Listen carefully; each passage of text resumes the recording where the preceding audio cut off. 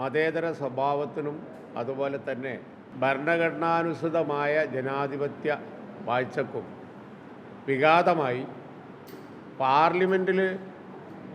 ഭൂരിപക്ഷം ഉണ്ട് എന്ന് കരുതി ഏത് നിയമവും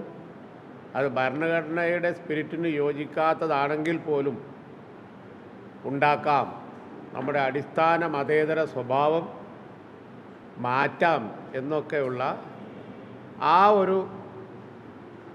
ആത്മവിശ്വാസക്കുറവിന് ഇന്ത്യൻ ജനതയ്ക്ക് വാസ്തവത്തിൽ ലഭിച്ച വലിയൊരു പ്രതീക്ഷയാണ് സുപ്രീം കോടതിയിൽ നിന്ന് ഉണ്ടായിരിക്കുന്ന വിധി. വഖഫ് കാര്യത്തിൽ സുപ്രീം കോടതിയിൽ നിന്നാണ്, ഇന്ത്യയിലെ പരമോന്നത നീതിപീഠത്തിൽ നിന്നാണ് ഉണ്ടായത് എന്നുള്ളത് കൊണ്ട്